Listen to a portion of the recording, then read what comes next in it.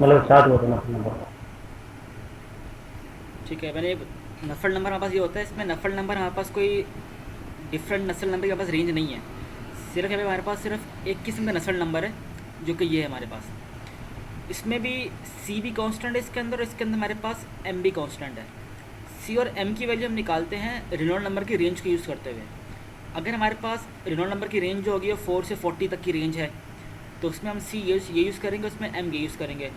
इसमें हमारे पास अगर रिनॉल्ड नंबर की रेंज हमारे पास ये रेंज है, तो इसमें हम लोग सी की वैल्यू यूज़ करेंगे, इसमें हमारे पास एम की वैल्यू ये यूज़ कर रहे होंगे। तो जिस तरह हमारे पास जो फ्लैट प्लेट थी उसमें डिफरेंट कॉन्फ़िगरेशन थी कि हमारे पास फ्लैट फ्लैट का अगर टेम्परेचर कांस्टेंट है तो उसके लिए अलग नफल नंबर है, और अगर हमारे पास टेम्परेचर कांस्टेंट नहीं है, हमारे पास फ्लक्स कांस्टेंट है, उसके लिए हमारे पास अलग नफल नंबर होता रहा। लेकिन यहाँ पे क्या है, नफल नंबर सिर्फ एक है। इसमें सी और एम की वैल्यू वेरी करती है रिनॉल्ड नंबर के हिसाब से बस। ठीक है।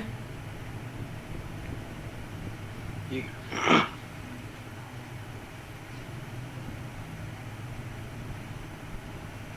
तो सर ने ये एक चार्ट भी दिखाया था एक, इसमें कहा था कि जैसे आपके पास सिलेंड्रिकल प्लेट्स हैं, सिलेंड्रिकल शेप है ना, ये सिलेंड्रिकल शेप है। इस तरह के पास इसकी स्क्वायर वाली शेप भी आ सकती है, जैसे कि ये है। इसे मेरे ख्याल से रोम्बस बोलते हैं इसको। स्क्वायर है, हेक्सागन की डिफरेंट कॉन्फ़िगरेशन हो सकती है, आपके पास ऐसे फ्लैट प्लेट भी आ सकती है।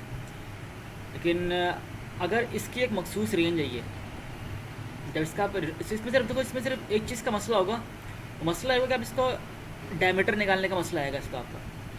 इसका डायमीटर क्या है, ये वाली लेंथ है। इसका जो डायमीटर है, इसका डायमीटर जो है वो ये लेंथ है, यहाँ से लेके यहाँ तक जो वर्टिकल लेंथ है ना, ये इसका डायमीटर ये इसका सिंपल आ जाएगा क्योंकि इसकी हाइट ही है। इसका डायमीटर ये होगा। तो इसके लिए हमने ज्योमेट्रिकल रिलेशन यूज़ करना है ये हाइट मालूम करने के लिए। जैसे सिलेंडर का तो पता है हमारे पास, इसका डायमीटर हमें आमतौर पर गिवन होगा, तो हमने रिनॉल्ड नंबर निकालने के लिए वही वाला डायमीटर यूज़ कर रहे होंगे। लेकिन अगर इस वाली कुछ कॉन्फ़िगरेशन ये वाली आ जाती हैं, तो इसमें हमें ज्योमेट्री यूज़ करते हुए इसमें क्या करेंगे, इसको ट्रायंगल में तोड़ेंगे। इसमें इसको दो ट्रायंगल में ब्रेक करेंगे। हमें एक की साइड गिवन होगी, दूसरे की साइड हमें ये वाली साइड भी गिवन होगी, और हमें ये वाली साइड भी गिवन होगी। तो हम इसको कुछ ऐसे तोड़ेंगे बस एक राइट एंगल ट्रायंगल बन जाए। राइट एंगल ट्रायंगल कैसे बनेगा, उसका पहले ऐसे तोड़ूंगा हाफ में, ये टूटेगा ऐसे,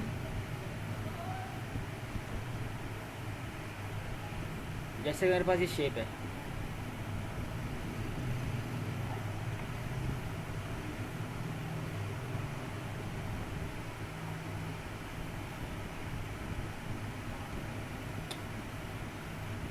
जैसे मेरे पास शेप है ये वाली,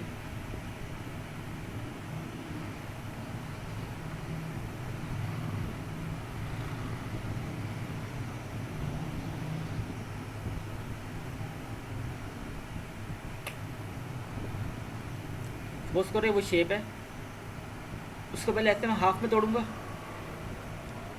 सही है। मुझे बेसिक चीज़ क्या निकालनी है, ये लेंथ निकालनी है, क्योंकि मैं ये जो है ये चीज़ मेरे पास डायमीटर है, जैसे कि यहाँ पे शो हुआ हुआ है आपके लिए। ये चीज़ है ना, ये वाली चीज़, एक एज से लेके दूसरी एज तक डिस्टेंस, ये मेरे पास डायमीटर है। तो पहले मैं इसको ऐसे ब्रेक करूँगा, फिर मैं इसको अगेन ऐसे ब्रेक करूँगा। यहाँ से मेरे पास फॉर्म हो जाएगा एक राइट एंगल ट्रायंगल। ये मेरे पास एक राइट एंगल ट्रायंगल फॉर्म हुआ है, ये वाला। इस ट्रायंगल की मुझे ये वाली चीज़ पता होगी,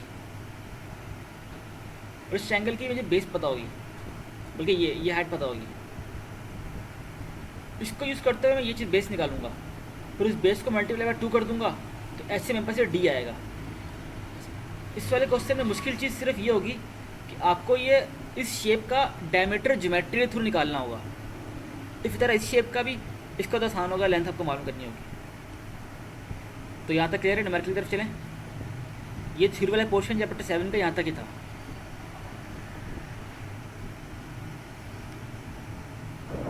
सही। अच्छा, न्यूमेरिकल हमारे पास है।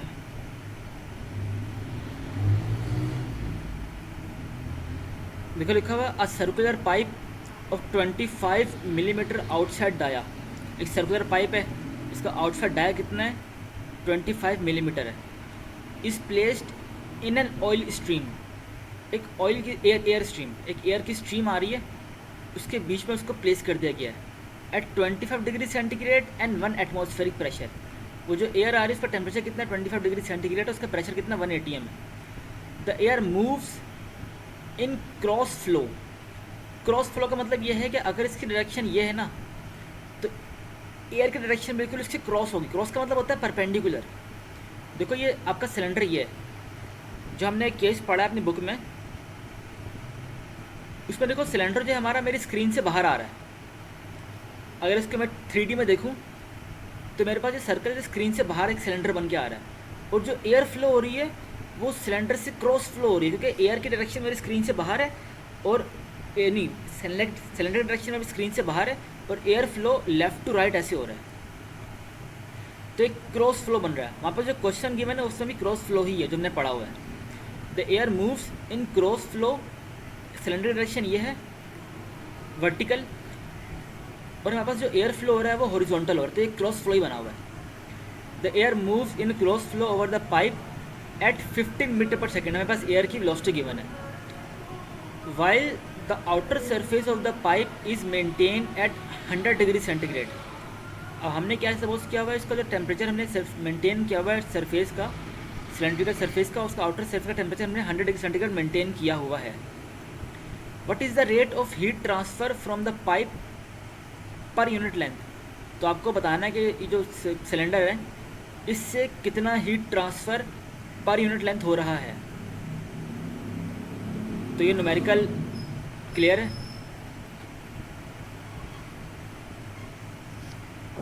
क्लियर है। ठीक है, देखो तरीक़ेकार कन्वेक्शन के जितने भी न्यूमेरिकल संबंध तरीक़ेकार सेम है। जो मैंने पहले स्टेप्स लिखा था, स्टेप्स क्या, पहला स्टेप क्या होता है, टी फिल्म मालूम करो। दूसरा स्टेप क्या होता है, टी फिल्म के ज़रिए से आप टेबल A-4 से सारी वैल्यूज़ निकालो। तीसरा स्टेप क्या होता है, रेनॉल्ड नंबर निकालो।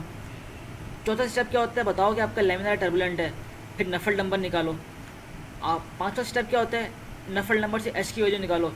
आखिरी स्टेप क्या होता है, जो पूछा गया वो निकाल लो। यहाँ पे बिल्कुल वही स्टेप्स फॉलो होंगे। देखो पहला स्टेप क्या होता है कि हमने सबसे पहले टी फिल्म निकालना है। यहाँ पे देखो मैंने बोला हुआ कि हमने ये वाला फार्मूला यूज़ करेंगे इसके अंदर, क्योंकि देखो हमें क्यों निकालना है इसके अंदर, और हमें पर यूनिट लेंथ निकालना है। यहाँ पे जो एरिया होगा इसका वो ये वाला एरिया है, जो कि एरिया होता है 2πr इंटू एल होता है। एल यहाँ पे अभी 2πr इंटू एल। तो हमें यहाँ पे heat transfer per unit length निकालना है, तो एल को हम लोग यहाँ पे लेगा Q/L। तो एक्चुअली हमें Q/L निकालना है, इसके लिए हमें एच की रिक्वायरमेंट है, आर हमें गिवन है, टी एस हमें पता है, सरफेस का टेम्परेचर पता है हमें, और टी इन्फिनिटी हमें पता है 25। सिर्फ एक ही चीज़ अननोन है जो कि एच की वैल्यू है। और कन्वेक्शन का कि जितने भी न्यूमेरिकल हैं सब में एक ही चीज़ का मसला होता है, और मसला होता है सिंपल एच का। अगर हमारे पास कन्वेक्शन के न्यूमेरिकल में एच आ जाएगा तो हमारा कन्वेक्शन न्यूमेरिकल बड़ी आसानी से सॉल्व हो जाएगा। और एच के कुछ गिने चुने मेथड्स हैं, गिने चुना एक मेथड है। सबसे पहले टी फिल्म निकालो। टी फिल्म यहाँ पे क्या है, एक टेम्परेचर ये है जिसमें टी एस लेते हैं प्लस टी इन्फिनिटी लेते हैं, दोनों को सम किया, 2 से डिवाइड किया, इसको हमने केल्विन में कन्वर्ट किया। केल्विन में 335.5 केल्विन आ रहा है। इस पर टेबल A-4 में गए, उससे हमने प्रेंटल नंबर, थर्मल कंडक्टिविटी और हमने काइनेमेटिक विस्कोसिटी की वैल्यू निकाल ली वहाँ से। अब अगला स्टेप क्या होता है, आपने रेनॉल्ड नंबर निकालना है।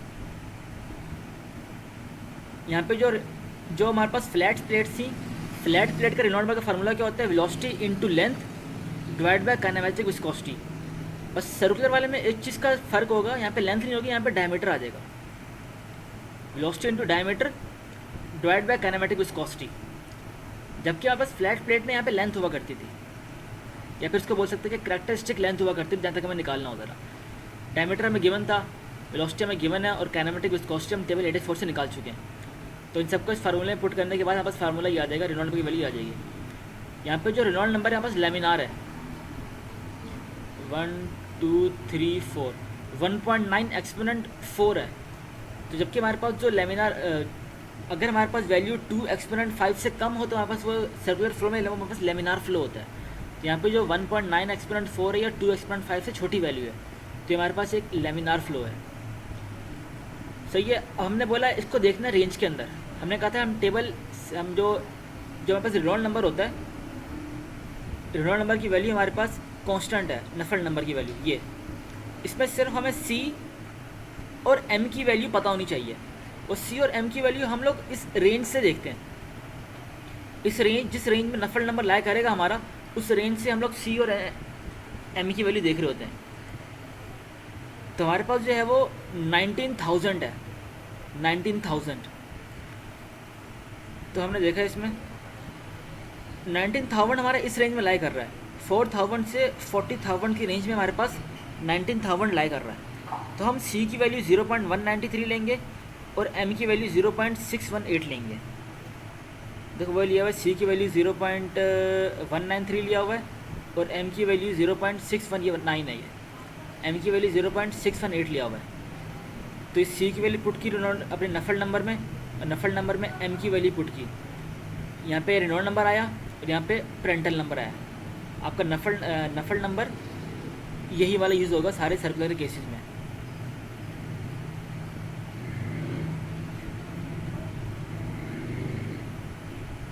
तो यहाँ से हमारे पास नफल नंबर की वैल्यू 76.6 आ गई। अगला स्टेप क्या होता है, नफल नंबर से हम लोग कन्वेक्टिव कोफिशिएंट की वैल्यू फाइंड आउट करते हैं। यहाँ पे क्या हमारे पास नफल नंबर जो है वो एवरेज है। ये नफल नंबर हमारे पास एवरेज नफल नंबर है, तो हमारे पास एच की वैल्यू भी एवरेज ही आएगी। तो ये एच की वैल्यू हमारे पास आई वो एवरेज कन्वेक्शन कोफिशिएंट आया। उसको हमने जो इक्वेशन नंबर 1 पहले बना चुके थे उसके अंदर पुट किया एच की वैल्यू को। तो हमारे पास जो रिक्वायरमेंट थी क्यू डैश या वाट पर मीटर जो हमें निकालना था, heat flow per unit length, वो यहाँ से हमारे पास आ जाएगी।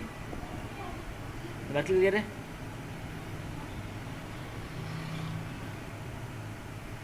क्लियर है, सही।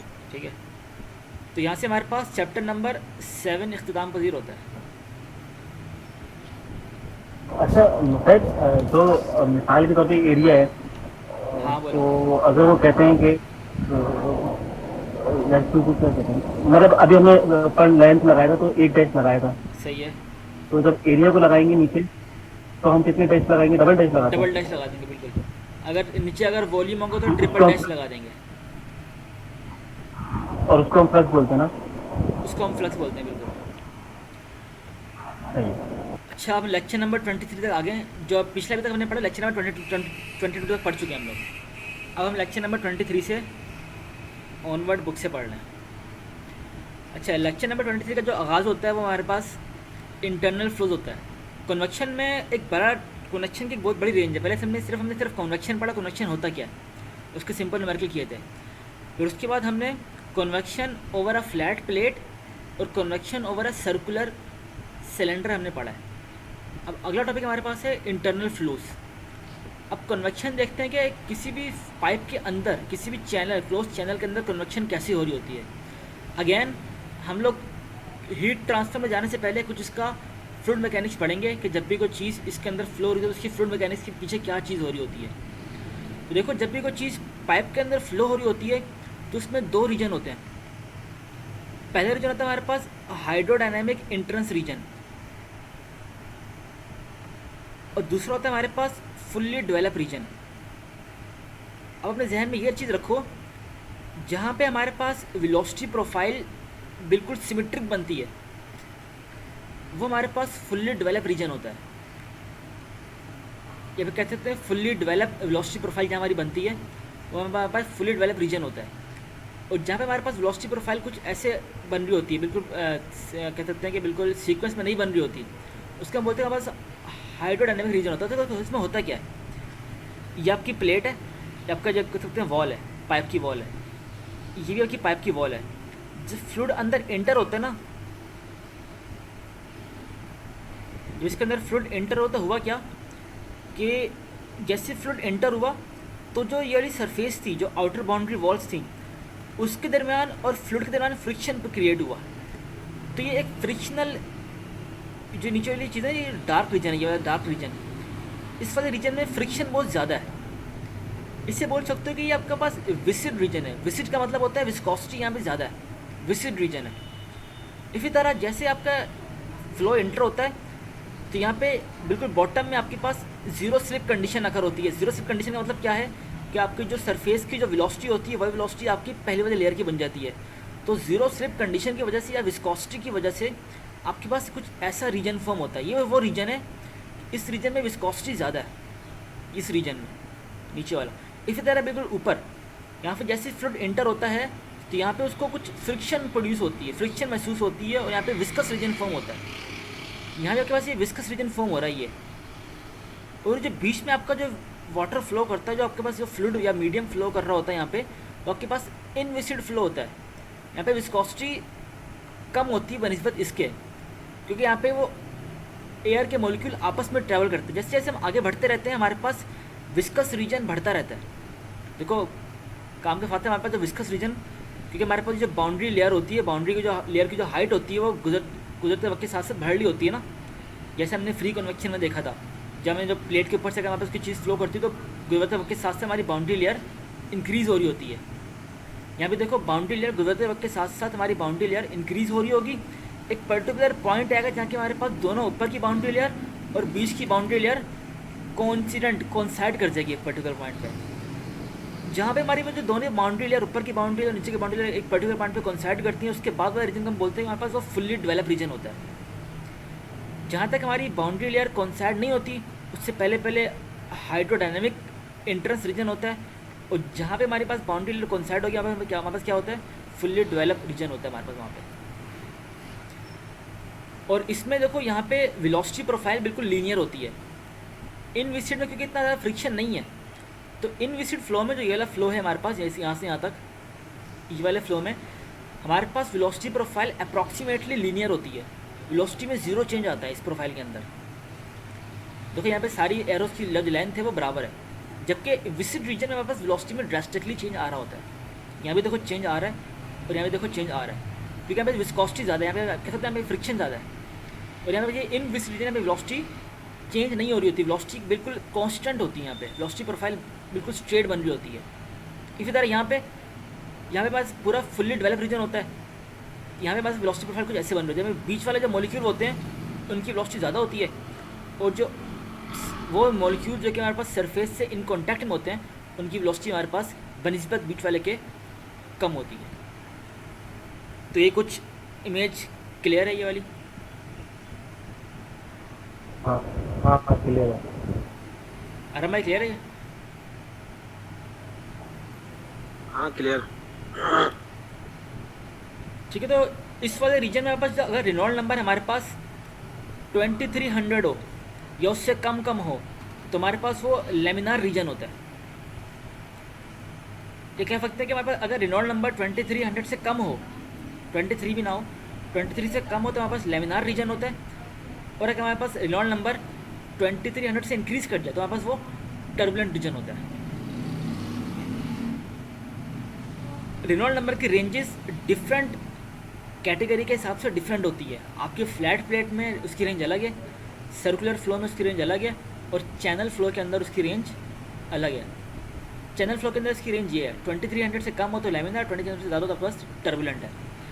अच्छा, एक और चीज़ आती है, अगर आपको ये फाइंड आउट करना है कि हमारे पास ये हाइड्रोडायनामिक एंट्रेंस रीजन, ये देखो यहाँ पे एक्स एक्सिस है ना, यहाँ पे 0 होगा जहाँ से हमारा पाइप स्टार्ट हो रहा है, यहाँ पे 1 होगा, 2 होगा, ऐसे ऐसे एक्स एक्सिस में हम भर लें।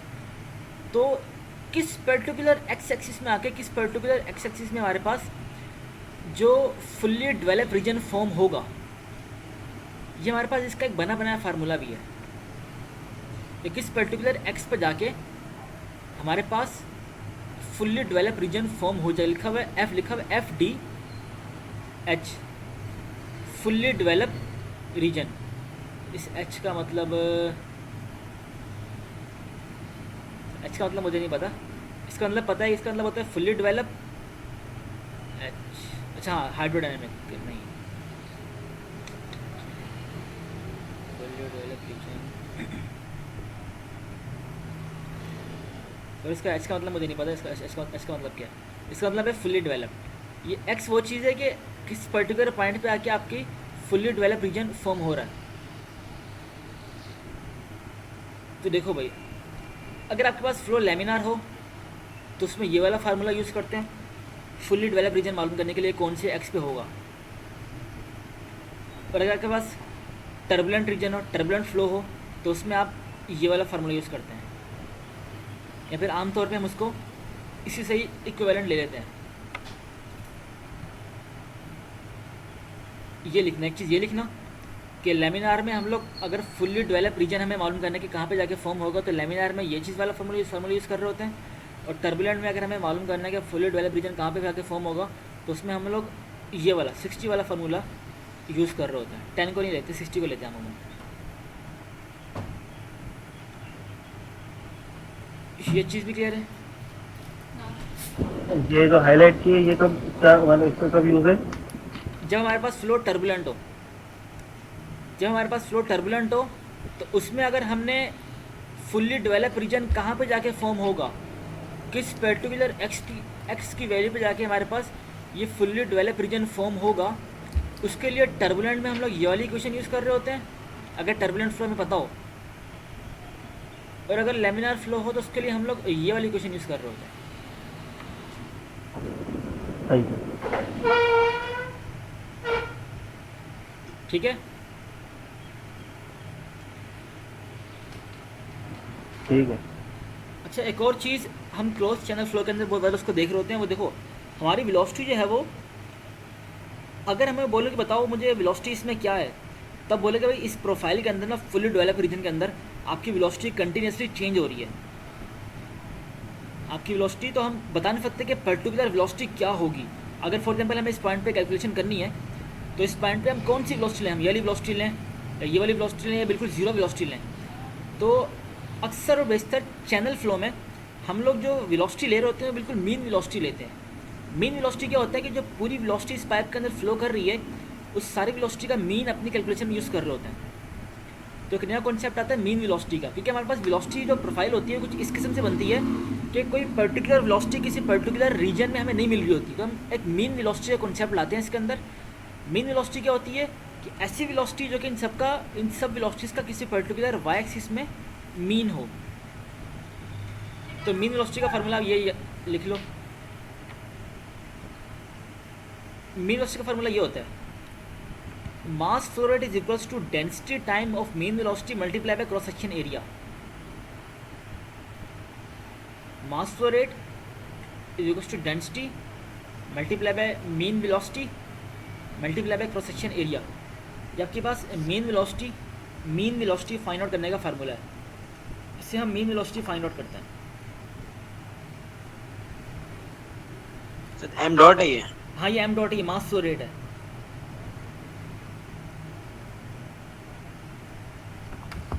ठीक है आगे बढ़ें। सही आगे। अच्छा इसमें और चीज़ है, ये भी नहीं है, ये भी नहीं है, ये भी नहीं है।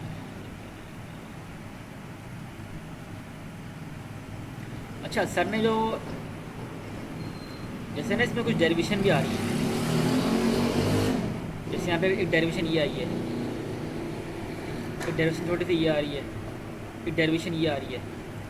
तो सर ने कहा डेरिवेशन हमारे कोर्स का पार्ट नहीं है, सर ने भी डेरिवेशन कराई थी, लेकिन सिर्फ उससे कॉन्सेप्ट बताया कि इसमें होता क्या है और डायरेक्ट थोड़े से स्टेप बताए थे सर ने। लेकिन हमारा जो ज़्यादा फोकस होगा सिर्फ न्यूमेरिकल का होगा कि किस पर्टिकुलर कंडीशन में कौन सा न्यूमेरिकल है, कौन सा वो मतलब फार्मूला है। डेरिवेशन तो हमारे कोर्स में आनी नहीं है, हम सिर्फ केस देंगे, केस क्या हो रहा है और इस केस में फार्मूला कौन सा लगता है, फार्मूला में पता होना चाहिए। तो अजान के बाद कंटिन्यू करते हैं।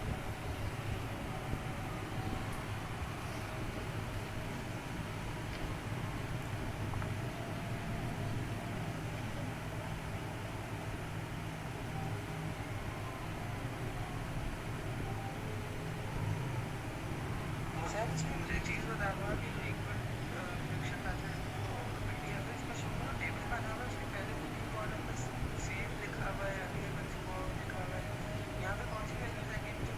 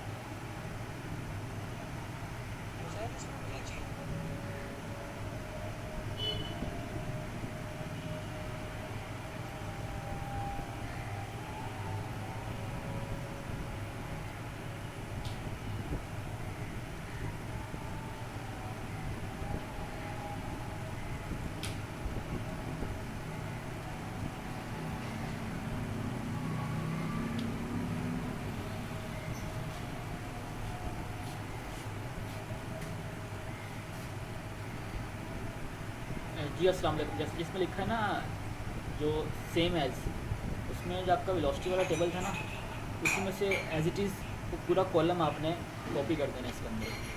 और जिसमें लिखा हुआ है ना थ्रू आउट, तो डेल्टा पी अपन एल वाला कॉलम है, उसमें लिखा हुआ थ्रू आउट, उसमें 0.5 वैल्यू लिखी हुई है टॉप पे ना, वो थ्रू आउट द पूरे कॉलम में आपने 0.5 ही वैल्यू लिख देनी है। और जो सबसे आखिरी वाला कॉलम है ना जिसमें 1 2 3 लिखा हुआ है, सबसे आखिरी वाला कॉलम, जो कॉलम बना भी नहीं हुआ है, ऐसे मैंने 1 2 3 लिखा हुआ है, सिर्फ मैंने अपनी कैलकुलेशन आसान करने के मैंने 1 2 3 लिखा हुआ था वहाँ पे अपनी आसानी के लिए, उसको नहीं लिखना 1 2 3, ठीक है। आपने सिर्फ डेल्टा पी तक लिखना है और इससे पहले वाली चीज़ें। अस्सलाम वालेकुम।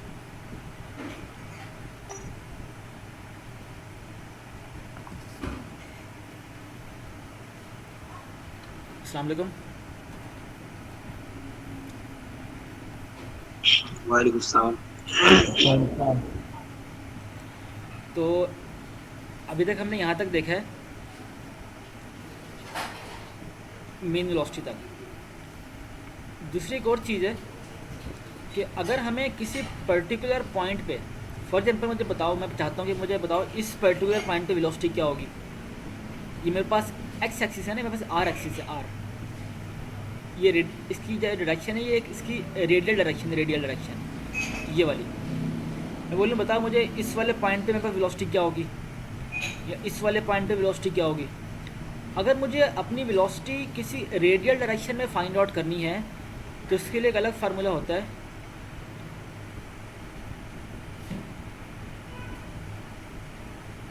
जो कि ये है।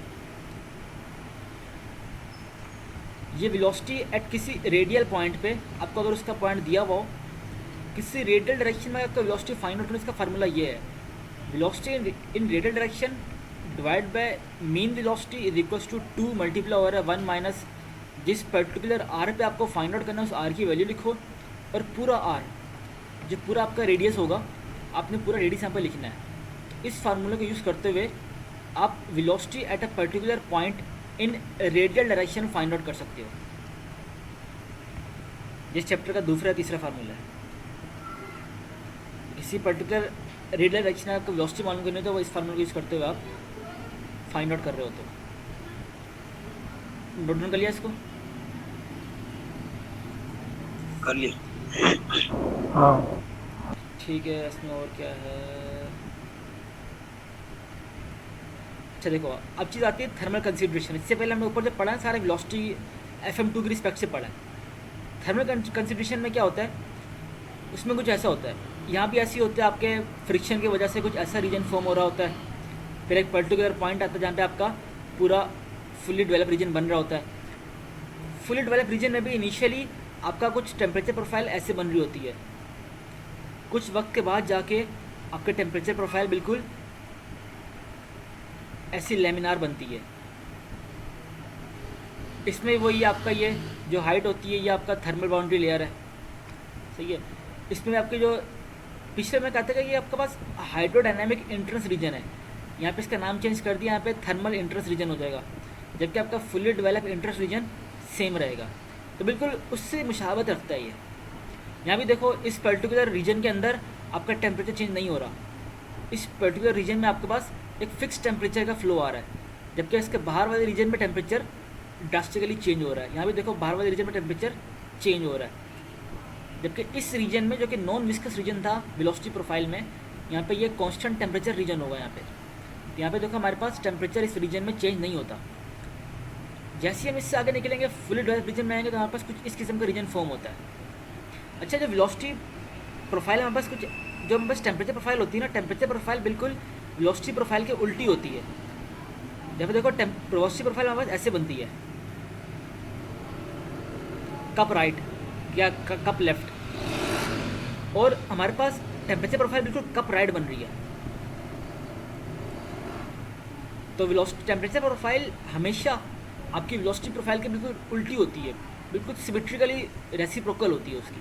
अभी देखो आपके टेम्परेचर प्रोफाइल भी ऐसे बन रही है, यहाँ पे टेम्परेचर सबसे ज़्यादा यहाँ पर होगा, जबकि वेलोसिटी वाले में क्या होता है ना, वेलोसिटी वाले में बाउंड्री पर वेलोसिटी सबसे जीरो होती थी या बिल्कुल होती नहीं थी। यहाँ पे सबसे ज़्यादा टेम्परेचर आपकी सरफेस पे होता है, सबसे कम टेम्परेचर आपका मिडिल वाले रीजन में होगा, क्योंकि यहाँ पे आपका जो हीट फ्लो हो रहा है वो सरफेस से इस वाले फ्लूइड में हीट फ्लो हो रहा है। तभी जो वो फ्लूइड जो कि आपके आपकी सरफेस से इन कॉन्टैक्ट में होगा, टेम्परेचर सिर्फ उसको मिल रहा होगा, जबकि एट मिडल में आपको टेम्परेचर थोड़ा कम होगा बनिस्बत आपकी सरफेस के टेम्परेचर से। डायग्राम क्लियर है ये वाली?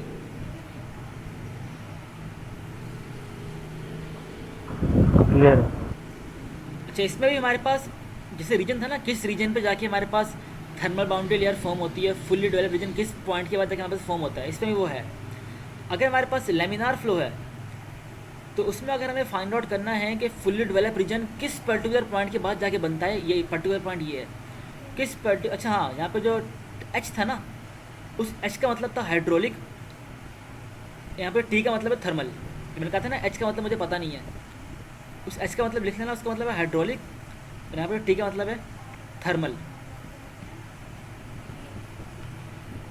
तो यहाँ पे अगर मुझे फाइंड आउट करना है कि मेरे जो एक्स का रीजन है मेरे पास, ये जो फुल्ली डेवलप रीजन किस पर्टिकुलर पॉइंट या किस एक्स की वैल्यू के बाद जाके फॉर्म होगा, अगर मेरे पास लेमिनार फ्लो है तो उसका फार्मूला ये है। देखो फार्मूला सेम है, सिर्फ इसमें पेरेंटल नंबर का इजाफा हुआ है। ये फार्मूला आपका वेलोसिटी वाला ही है बिल्कुल, ये फार्मूला आपका वेलोसिटी वाला फार्मूला ही है जो कि हाइड्रोडायनेमिक वाला फार्मूला था, सिर्फ यहाँ पे थर्मल में पेरेंटल नंबर का इजाफा हो गया। इसी तरह टर्बुलेंट रीजन में आपका ये होता है, कोई लंबा थोड़ा फार्मूला नहीं, सिंपल आपका 10 आ गया है, X F D upon T upon D is equal to 10। ये फॉर लेमिनार के लिए है और ये फॉर टर्बुलेंट के लिए है। क्लियर है? ये फार्मूले नोट डाउन कर लिया? कर लिए। अच्छा, एक और कंसिडरेशन है, मीन टेम्परेचर क्या होता है। यार स्क्रीनशॉट लेना है इसका, हटा दूँ? नहीं हटा दो, मैंने नोट डाउन कर लिया।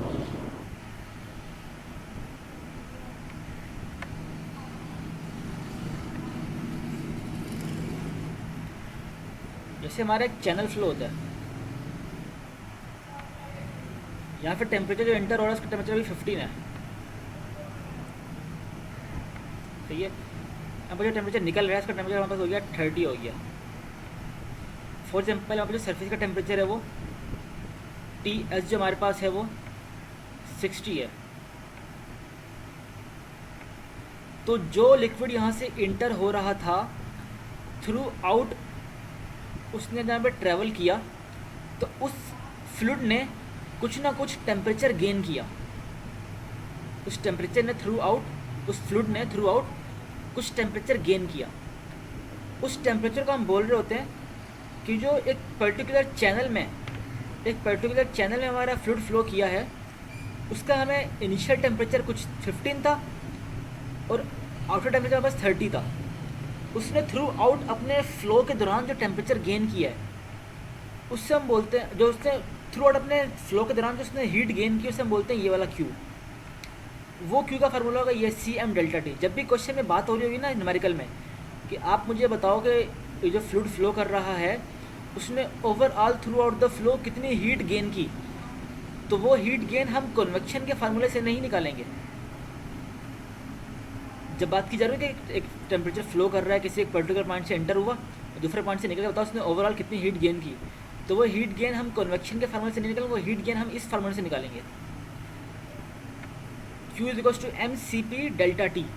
ये सी पी है, ये specific heat capacity at constant volume है, इसकी वजह हम तो पे 1 ही लेते हैं मेरे ख्याल से। एम आपका मास फ्लो रेट है, ये मास एम डॉट है आपका, ये एम डॉट है। तो इसका जो Q होगा वो मैं इस फार्मूले से निकालते हैं कि ओवरऑल उसने कितना हीट गेन किया है थ्रू आउट इस जर्नी। तो ये पूरे उसने अपने पाथ में जो उसने पूरा फ्लो किया, ट्रैवल किया उसने, जो फ्लूइड ने, उसने ओवरऑल कितना हीट गेन किया है वो इससे निकालते हैं। जी बोलो। आपकी आवाज़ बहुत कट रही है।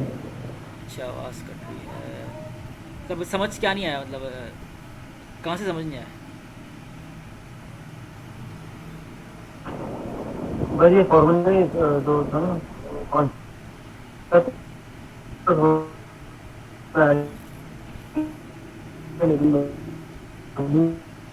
यूज बता रहे थे ना आपके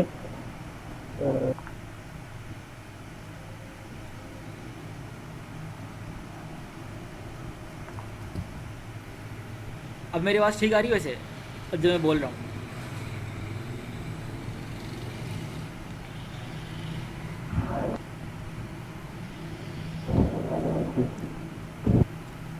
मेरी आवाज़ अब ठीक आ रही है? जब मैं बोल रहा हूँ तो ठीक आवाज़ ठीक आ रही है, सही आ रही है?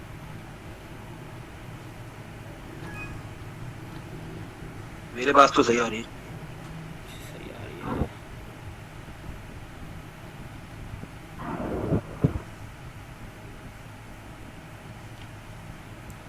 अच्छा देखो, यह है इसमें जो जो था ना ये Q equals to M C P delta T, इसमें जो हमारे पास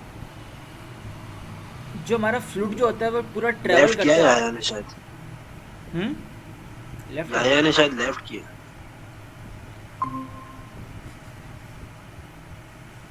आ गया। अब ठीक आ रही है आवाज़ यह? हाँ वो कोई आ रही है, मेरा मसला हो जाएगा। ठीक है। अब देखो इसमें जो M C P delta T वाला फार्मूला हम उस केस में यूज़ करते हैं जब हमें गिवन हो कि भाई आपने जो फ्लूइड जो ट्रैवल किया है ना, उस पूरे फ्लूइड ने ओवरऑल कितना हीट गेन किया है, जो उस फ्लूइड ने ओवरऑल कितना हीट अपने अंदर स्टोर किया है। तो उस वाले केस में हम लोग ये वाला फार्मूला यूज़ कर रहे होते हैं। देखो इसमें हम लोग कन्वेक्शन कोफिशिएंट कहीं नहीं आ रहा और ना ये कन्वेक्शन का क्यू हीट गेन है।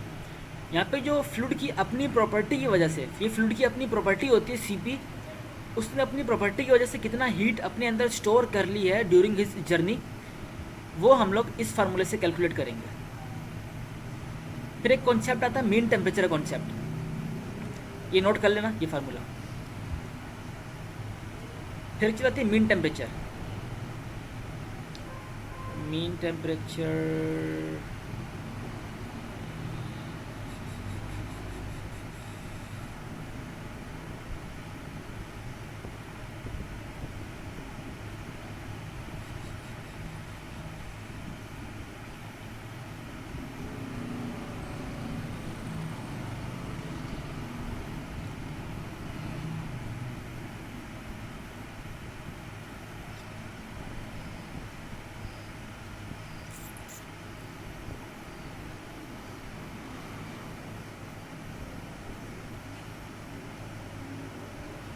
और जब हमारे पास जो कन्वेक्शन कोफिशिएंट होता है ये वाला, इसके अंदर हम टी एस सरफेस टेम्परेचर जो कि वाला टेम्परेचर होगा T surface minus T M T mean temperature.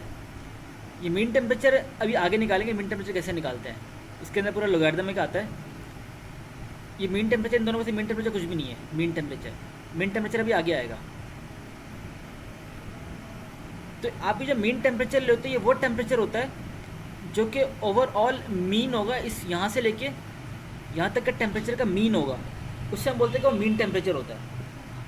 उसके लिए अलग से फार्मूला है, वो आगे नेक्स्ट पेजेस में आएगा वो। तो कन्वेक्शन के लिए हम लोग ये वाला फार्मूला यूज़ करते हैं, देखो पता है सब वाकिफ़ हो। नई चीज़ यहाँ पे ये थी कि इसमें जो ओवरऑल जो हीट गेन करता है हमारा फ्लूइड, वो इस फार्मूले से कर रहा होता है। ये फार्मूला नोट करना, वही कन्वेक्शन का फार्मूला है आपका। अच्छा एक और चीज़ एक नोट करना, जब हमारे पास ये एमसीक्यूज़ के बाद से बहुत बेहतरीन चीज़ है ये, जब हमारे पास टर्बुलेंट रीजन फॉर्म होता है, देखो हमारे पास फॉर एग्जांपल ये हमारे पास पाइप था, ये पाइप था, इसके अंदर फ्लूइड आ रहा है। एक पर्टिकुलर पॉइंट के बाद क्या हुआ, फुल्ली डेवलप रीजन फॉर्म हो गया। जब हमारे पास ये फुल्ली डेवलप रीजन फॉर्म होता है, इस फुल्ली डेवलप रीजन में एक बहुत अच्छी चीज़ और बहुत हैरानकुन चीज़ ये है कि फुल्ली डेवलप चीज़ जो रीजन होता है आपका, ये इंडिपेंडेंट होता है एच की वैल्यू से और के की वैल्यू से। अगर आप ग्राफ में देखो जैसे आपका फ्लूइड एंटर हुआ तो एच की वैल्यू स्टार्टिंग में बहुत ज़्यादा थी, क्योंकि स्टार्टिंग में बहुत ज़्यादा आपका हीट ट्रांसफ़र हो रहा था। ग्रोथ के साथ साथ जैसे आपका यहाँ से इसके बाद ये आपका फुल्ली डेवलप रीजन स्टार्ट हो रहा है। जैसे ही आपका फुल्ली डेवलप रीजन स्टार्ट हुआ और उस फुल्ली डेवलप रीजन में क्या हुआ, उस फुल्ली डेवलप रीजन के बाद आपकी एच की वैल्यू कांस्टेंट हो जाती है। उस फुल्ली डेवलप्ड रीजन के बाद आपके पास एच की वैल्यू कांस्टेंट हो जाती है। तो आपका जो एच है और जो के है वो फंक्शन ऑफ एक्स नहीं रहता। मतलब एक्स के बढ़ने से, एक्स एक्सिस में फ्लूइड के और ट्रैवल करने से आपकी एच की वैल्यू और के की वैल्यू, कि आपका कन्वेक्टिव कोफिशिएंट है, के की वैल्यू में कोई फ़र्क नहीं होता, वो इंडिपेंडेंट होता है आपके एक्स से। जहाँ तक आपका ये फुल्ली डेवलप रीजन फॉर्म होने से पहले पहले आपका एच कंटिन्यूसली डिक्रीज होता है, लेकिन जैसे ही फुल्ली डेवलप रीजन फॉर्म होता है उस फुल्ली डेवलप रीजन में आपकी एच की वैल्यू भी और आपकी के की वैल्यू भी कांस्टेंट हो जाती है, वो फिर फंक्शन ऑफ एक्स नहीं रहती। Here in the thermally fully develop region fluid with constant properties the local convective coefficient is a constant independent of x.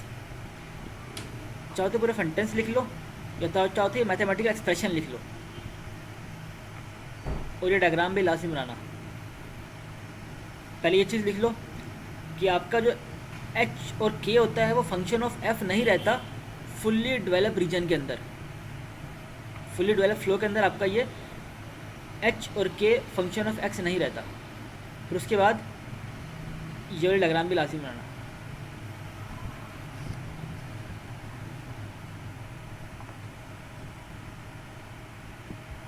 वालेकुम सलाम। ठीक है, तो साहब मैंने टेबल शुरू की, बाकी मेरा इक्वल फ्रिक्शन मेथड हो गया है। एकदम तकरीबन 1 घंटे चलने दे दो, मैं इसको टेबल में बना के और अपना काम इसमें डाल के उसके बाद मैं ग्रुप पे डाल दूँगा। तो सामा और हाथ तक रह गया, आपको बोल देना और फिर अपना बुक इसमें कंपाइल कर देना। ठीक है।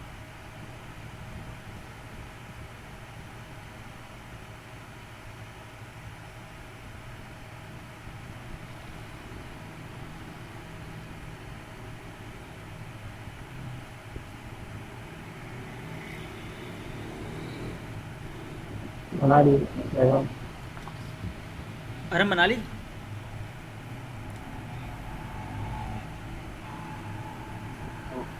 हाँ बना ली। ये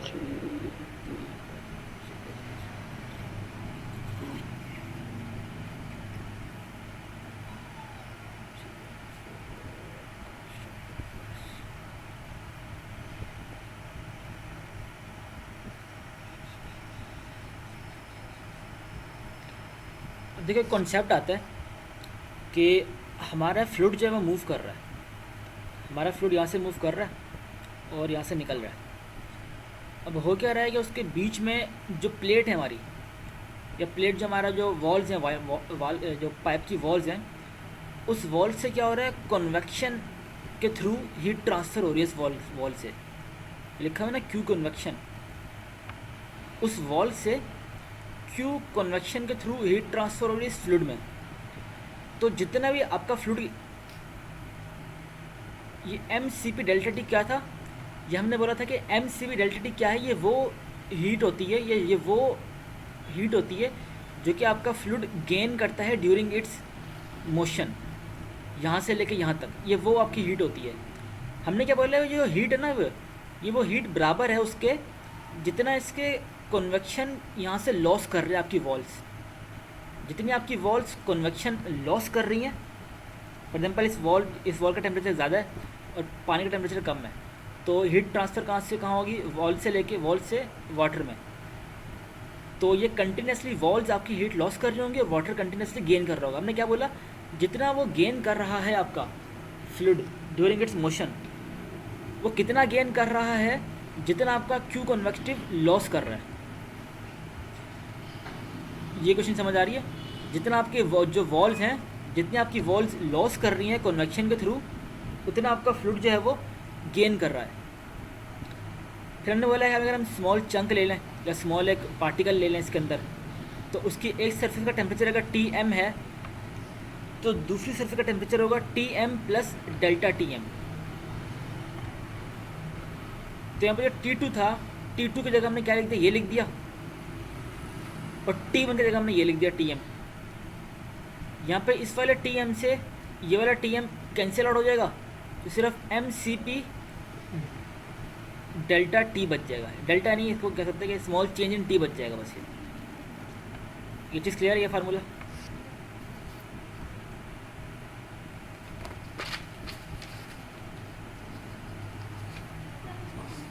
यहाँ तक क्लियर है? सर ये जो ऊपर डायग्राम में लिखा हुआ है क्यू कन्वेक्शन, हाँ देखो इसमें ये जो ऊपर डायग्राम,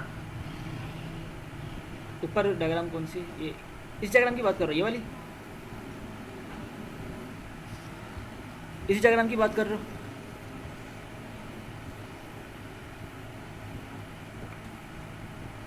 हाँ ये वाली डायग्राम। अब देखो इसमें क्या हो रहा है, यहाँ से जो फ्लो आ रहा है ना और जो यहाँ से निकल रहा है, उसका हमने कहा था कि उसका फार्मूला होगा M C P delta T. जितना हीट गेन वो करेगा उसका हमने क्या बोला था कि वो Q is equal to M C P delta T था। और जितना वो क्यू उसका इंक्रीज़ हो रहा है ना, वो क्यू जो इंक्रीज़ हो रहा है वो जितनी कन्वेक्शन के ज़रिए हीट लॉस हो रही है वॉल से जितनी कन्वेक्शन के ज़रिए हीट लॉस हो रही है उतना ही वो आपका फ्लूइड गेन कर रहा है। तो जो क्यू कन्वेक्शन है उसको हमने बराबर ले लिया। अच्छा ये इसको भी नहीं देखो, ये फार्मूला भी अभी आएगा बाद में। अभी सिर्फ ये समझो कि आपको जितना वो क्यू, अभी सिर्फ हमने ये बोला है कि आपको जो जितना क्यू है ना, क्यू कन्वेक्शन जितना आ रहा है वो सारा का सारा आपका फ्लूइड लेके जा रहा है। अभी मैंने सिर्फ पहले एक चीज़ ये देखी। दूसरी चीज़ हमने क्या बोला, ये T2 माइनस T1 है ना, तो हमने एक स्मॉल चंक ले लिया, स्मॉल हमने एक पार्टिकल ले लिया, उसका एक सर्किट टेम्परेचर कितना Tm है और दूसरी सर्किट टेम्परेचर कितना Tm प्लस डेल्टा Tm। तो हमने इस T2 की जगह Tm प्लस डेल्टा Tm लिख दिया और माइनस ये Tm लिख दिया हमने पहले वाला। तो यहाँ से आपका Tm से Tm कैंसिल आउट हो गया, mCp डी ऑफ Tm बच गया। अगर आप इसकी बात कर रहे हो कि ये Q double dot dash P delta x कैसे आती है, भी आगे आएगा। सही है, ठीक है हाँ तो सर। क्लियर है, ठीक है। अच्छा आगे भी लिखा हुआ है, उन्होंने बोला जो ये क्या होता है, ये फ्लक्स होता है ना, ये फ्लक्स होता है। अगर आप Q को एरिया से डिवाइड करवाओ, ये आपका Q है, अगर इसको आप एरिया से डिवाइड करो तो पास फ्लक्स आ जाता है। तो ये P है ना, P आपका पैरामीटर है। पैरामीटर हम लोग इसलिए लेते हैं क्योंकि हमें पता नहीं होता कि हमारे पास चैनल जो है वो आया सर्कुलर चैनल है या आया हमारे पास वो रेक्टेंगुलर डक्ट है या कोई दूसरी चीज़, इसलिए हम लोग इसके अंदर लेते हैं पैरामीटर। पैरामीटर का यूनिट होता है मीटर और इसको मल्टीप्लाई करते हैं DX से, DX का यूनिट होता है मीटर। तो ये दोनों मिलके मीटर स्क्वायर बना रहे हैं, ये एरिया बन रहा है आपका। ये पैरामीटर मल्टीप्लाई बाय DX से आपका एरिया बना रहा है। ये वो एरिया है, ये वाला एरिया, ये जो होता है ना ये वाला एरिया, ये आपका पूरा ये वाला एरिया होगा जिससे आपका फ्लूइड फ्लो कर रहा है। तो उन्होंने बोला ये जो अगर हम Q फ्लक्स की बात करें तो Q फ्लक्स जो होगा, Q कन्वेक्टिव होगा, वो बराबर हो जाएगा Q flux multiply by parameter into x. तो इस अगले स्टेप में हमने क्या किया होगा, इस अगले स्टेप में इसको हटा के हमने ये चीज़ लिख दी होगी। हमें पता है Q फ्लक्स बराबर होता है Q डिवाइड बाई एरिया के। यहाँ पे क्योंकि एरिया को स्पेसिफिक डिफाइन नहीं, हमें नहीं पता हमारे पास सर्कुलर डक्ट है, हमारे पास रेक्टेंगुलर डक्ट है, तो इसलिए हमें एक चीज़ लेते हैं पैरामीटर। ये एक सियासी काम करते हैं यहाँ पे हम लोग कि सच भी नहीं बोलते और झूठ भी नहीं बोलते। तो ये तो हमने एक पैरामीटर डिफाइन कर दिया। पैरामीटर क्या है कि आपका ये वाला एरिया है जिस एरिया से आपका वाटर या कोई भी फ्लूइड आपका फ्लो कर रहा है। पैरामीटर आपका वेरी करता है। अगर आपका रेक्टेंगुलर डक्ट हो तो उसका पैरामीटर होता है summation of all the length of rectangular shape.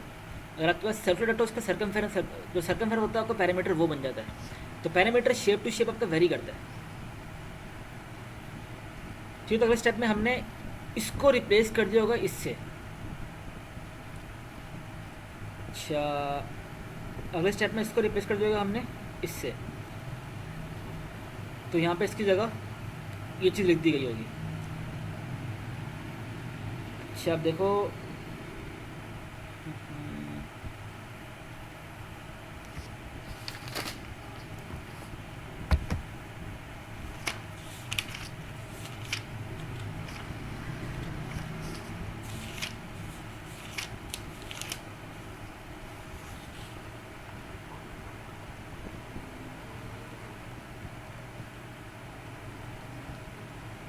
Delta T upon x.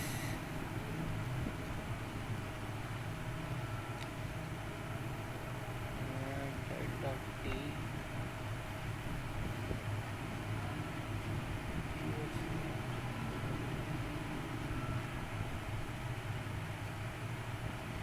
यहाँ पे आपको जो क्यू एक्स यहाँ पे ला के दिखा रहा हूँ आपको। हमने कहा था कि हमारी नई इक्वेशन ये बनी है, Q double dash parameter into D X, ये बराबर है हमारी MCP DTM ना। हाँ M C P D T M C P T T M. अब ये जो Q है, ये Q हमारा हो रहा है ड्यू टू कन्वेक्शन हो रहा है हमारा ये। तो कन्वेक्शन के लिए Q क्या होता है, क्योंकि यहाँ पे एरिया फ्लक्स की बात हो रही है तो सिर्फ H, इसमें A नहीं आएगा, TS माइनस टी मीन आएगा, surface temperature minus T mean. अगर मैं यहाँ पे Q डबल डैश ये पुट कर दूँ यहाँ पे, तो क्या हो जाएगा, ये हो जाएगा H TS minus T mean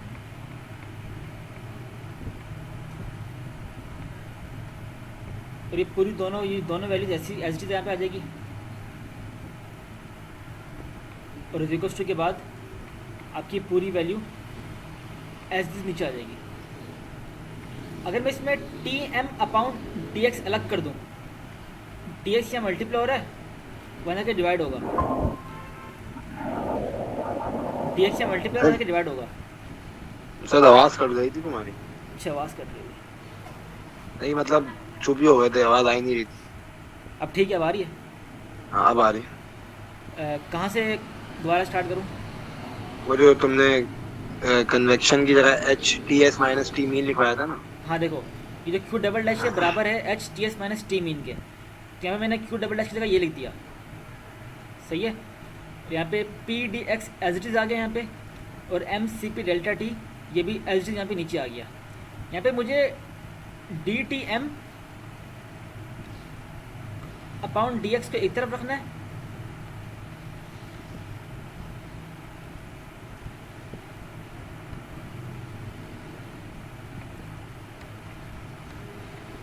तो यहाँ पे क्या होगा, ये डी एक्स पे ये डी एक्स पे ये पड़ा होता है एच ऐसी आ गया, T S minus T mean आ जाएगा,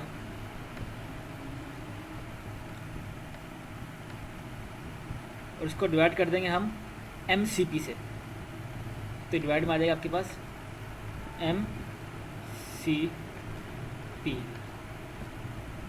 तो मेरे ख्याल से ये क्वेश्चन बन रही लिखी हुई है यहाँ पे। पी कहाँ चला गया? पैरामीटर, हाँ पैरामीटर पे आएगा, पैरामीटर पड़ा हुआ ना यहाँ पे, हाँ पैरामीटर आएगा यहाँ पे, पैरामीटर यहाँ आएगा। तब तक ये क्वेश्चन बन गया आपके पास, ये क्वेश्चन ऐसे आई है यहाँ पे।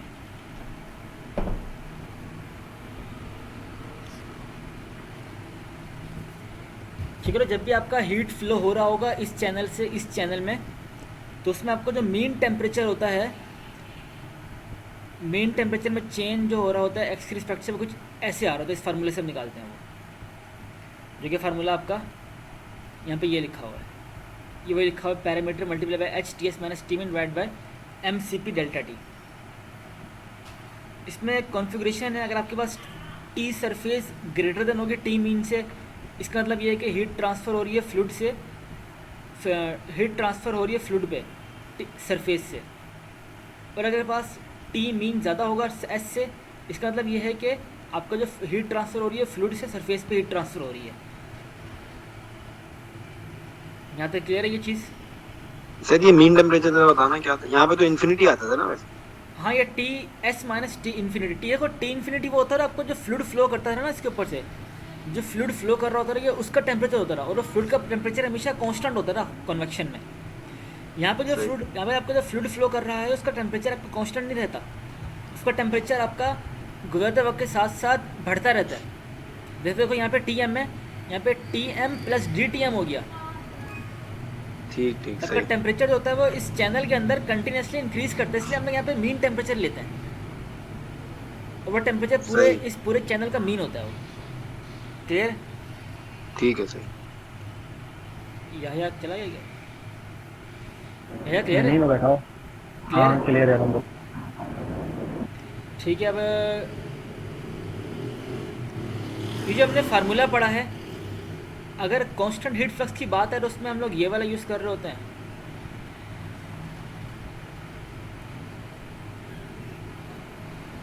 ये फार्मूला अगर कांस्टेंट हीट फ्लक्स की बात की जाए तो ये वाला फार्मूला यूज़ होता है, इसको नोट कर लो, ये एज इट इज़ है। अगर कांस्टेंट हीट फ्लक्स की बात हो तो ये वाला फार्मूला इनकॉर्पोरेट कर रहे होते हैं अपनी कैलकुलेशन में।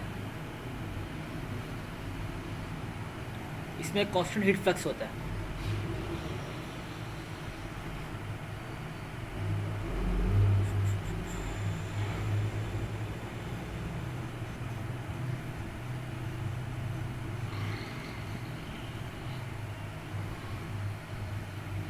अगर कांस्टेंट हीट फ्लक्स की बात तो ये वाला फार्मूला होता है। और अगर ये नोट कर लिया,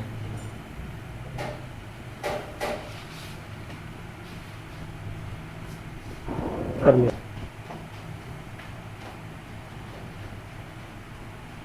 सही कर लिया।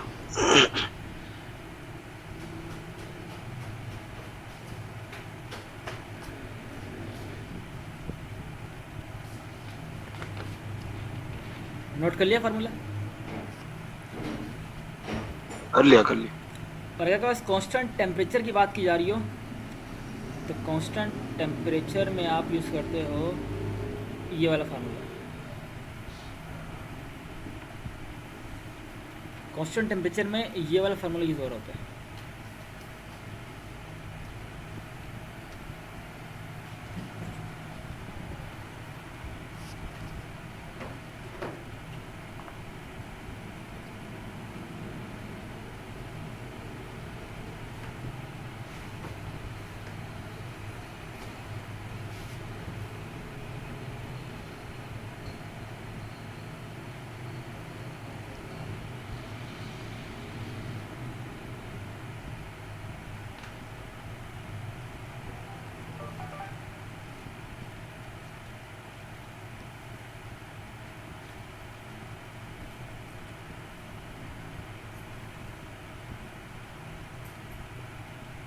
नोट कर लिया?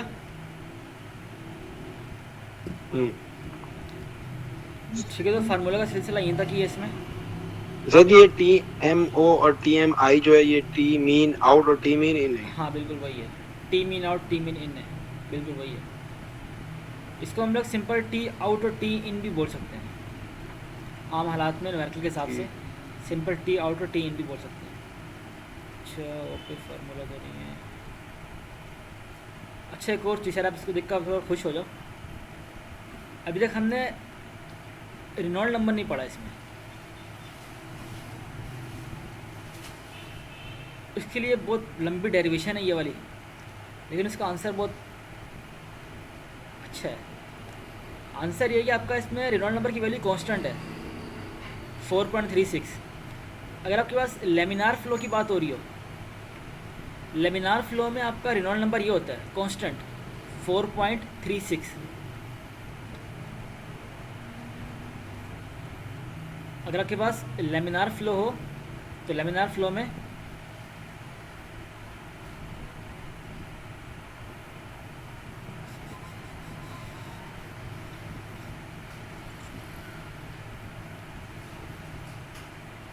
लेमिनार फ्लो और कांस्टेंट सरफेस टेम्परेचर हो,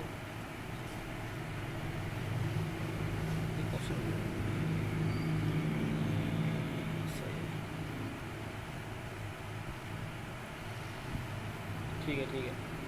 देखो दो कंसिड्रेशन है। आपका जो ये वाला नफल नंबर है 4.36, ये आपका उस वक्त यूज़ करते हैं जब आपके पास कांस्टेंट हीट फ्लक्स हो। जब कांस्टेंट हीट फ्लक्स हो तो हम ये वाला नफल नंबर यूज़ कर रहे होते हैं जब कांस्टेंट हीट फ्लक्स हो। तो जब आपके पास कांस्टेंट सरफेस टेम्परेचर हो उसमें हम लोग ये वाला नफल नंबर यूज़ कर रहे होते हैं 3.66। तो यहाँ पे नफल नंबर है, कोई लंबे छोटे फार्मूले नहीं है। यहाँ पे सिर्फ नफल नंबर की वैल्यू कांस्टेंट है। कांस्टेंट टेम्परेचर के लिए ये वैल्यू होती है नफल नंबर की, और कांस्टेंट फ्लक्स के लिए नफल नंबर की वैल्यू ये होती है 4.36। इस बात से मुझे तो खुशी हुई थी थोड़ी, आपको भी गालिबन हुई होगी कि नफल नंबर कोई कांस्टेंट वैल्यू यहाँ पे 3.66 और यहाँ पे 4.364 ये और 3.364 दिस। लेकिन एक और चीज़, ये वैल्यू कांस्टेंट है तो फॉर कांस्टेंट फ्लक्स और फॉर कांस्टेंट टेम्परेचर, लेकिन अगर हमारे पास बिल्कुल एंट्री रीजन की बात हो रही हो, हमारे पास दो रीजन होते हैं ना, एक रीजन होता है हमारे पास एंट्री रीजन और एक हमारे पास होता है फुल्ली डेवलप रीजन। अगर हमारे पास एंट्री रीजन हो, अगर ये वाला रीजन हो, अगर हम इस रीजन में खड़े होंगे तो फिर वो वाला रेनॉल्ड नंबर एप्लीकेबल नहीं है। ये वाला रेनॉल्ड नंबर सिर्फ आपके फुल्ली डेवलप रीजन के लिए एप्लीकेबल है। एक और भी इनके पास लिख लेना कि ये सिर्फ फुल्ली डेवलप रीजन के लिए ये रेनॉल्ड नंबर आपके लिए एप्लीकेबल है। अगर आपके पास रेनॉल्ड नंबर फुल्ली डेवलप नहीं हो तो आपके पास इंट्री रीजन में हो तो फिर आपका रेनॉल्ड नंबर चेंज होता है। इंट्री रीजन के लिए आपका रेनॉल्ड नंबर ये होता है। फॉर इंट्री रीजन आपका रेनॉल्ड नंबर ये यूज़ कर रहे होते हैं हम।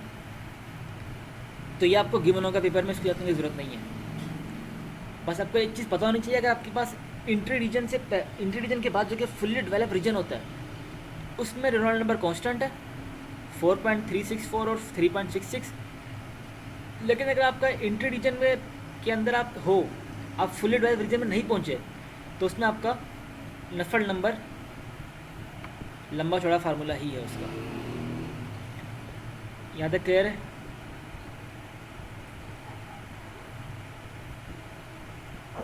क्लियर है। अच्छा, और आपका टर्बुलेंट फ्लो के लिए फार्मूला आपका ये है। अगर नफल नंबर अगर आपको पता है आपका फ्लो टर्बुलेंट है, उसमें नफल नंबर ये होता है। एन की वैल्यू 4 कब लेते हैं? जब आपका जो हीट फ्लो हो रहा है वो सरफेस से वाटर की तरफ हो रहा है, और 3 कब लेते हैं? आपका जो हीट फ्लो हो रहा है वो वाटर से सरफेस की तरफ हो रहा है। ये भी याद करने की ज़रूरत नहीं है, आपको ये पता होना चाहिए। 0.4 कब लेते हैं, 0.3 कब लेते हैं। 0.4 तब लेते हैं आपके पास जो हीट ट्रांसफ़र हो रहा है वो सरफेस से वाटर की तरफ हो रहा है। अगर आपका हीट ट्रांसफ़र वाटर से सर्विस की तरफ हो रहा है फिर आपको उसमें 0.3 ले रहे होते हो आप। तो ये आपका था, हम ये यूज़ करते हैं। इस असल में दो साइंटिस्ट ने इसकी क्वेश्चन, ये एक तो डीटस ने दी थी क्वेश्चन इसकी नफल नंबर की, और एक आपकी दी थी सीडन ने और टाटी ने। तो हम आमतौर पे ये वाली यूज़ कर रहे होते हैं, डीटस की और बोल्टर की। उसको यूज़ नहीं की, सर ने भी यूज़ नहीं की इसको। तो हम भी ये वाली क्वेश्चन यूज़ कर रहे होंगे नफल नंबर। नफल नंबर जो होता है वो एक एक्सपेरिमेंटल वैल्यू होती है। तो डिफरेंट साइंटिस्ट में डिफरेंट वैल्यूज़ आपको प्रोवाइड की हुई हैं। हमारी बुक में दोनों गिवन है, लेकिन हमारा ज़्यादा फोकस इसी पे होगा, डीटस एंड बोल्टर की। ठीक है, तो लेक्चर नंबर 24 तक हो गया। सिर्फ 2 न्यूमेरिकल करने 25 में। नमाज ब्रेक लेते हैं, 8:25 पे मिलते हैं। ठीक है, तो उसका सिर्फ न्यूमेरिकल करेंगे, मतलब लेक्चर 25? हाँ, फिर से न्यूमेरिकल है, फिर ख़त्म हो जाएगा। ठीक है, तो यहाँ तक कोई क्वेश्चन है? कि पूछ लो, किसी चीज़ का कोई क्वेश्चन है तो पूछ लो। हाँ, एक और चीज़ भूल गया। इस ग्राफ पे देखो, एक ग्राफ आपका जो है वो कांस्टेंट टेम्परेचर वाला है, कांस्टेंट सरफेस हीट फ्लक्स वाला है, ये वाला। और एक ग्राफ आपका कांस्टेंट टेम्परेचर वाला है। आपका जो एफिशिएंटली हीट ट्रांसफ़र जो हो रहा होता है, एफिशिएंटली हीट ट्रांसफ़र आपका कांस्टेंट सरफेस टेम्परेचर में हो रहा होता है। यहाँ पर देखो, आपको ये टेम्परेचर आपका सरफेस टेम्परेचर है, ये आपका कांस्टेंट है, और ये आपका इनकमिंग फ्लूइड का टेम्परेचर है। तो देखो यहाँ पे जो आपका फ्लूइड का टेम्परेचर मैक्सिमम रीच हो रहा है वो इसके निस्बत काफ़ी ज़्यादा है, यहाँ तक आ रहा ही है। तो आपको जो एफिशिएंटली जो हीट ट्रांसफ़र हो रहा होता है वो कांस्टेंट सरफेस टेम्परेचर वाली कंडीशन में एफिशिएंटली हीट ट्रांसफ़र होता है। जबकि आपका जो कांस्टेंट सरफेस फ्लक्स होता है उसमें जो TS माइनस TM होता है ना, ये TS माइनस TM है। TS माइनस TM आपका थ्रू आउट कॉन्स्टेंट रहता है। ये TS माइनस TM ये थ्रू आउट, ये आपका कांस्टेंट यहाँ से लेके यहाँ तक ये थ्रू आउट कांस्टेंट रहता है। आपको बात पता होनी चाहिए इसमें आपका सबसे ज़्यादा हीट ट्रांसफ़र हो रहा होता है कांस्टेंट टेम्परेचर सरफेस में, और इसमें आपको जो T S minus T mean होता है आपका थ्रू आउट कॉन्स्टेंट होता है इस रीजन में, ठीक है।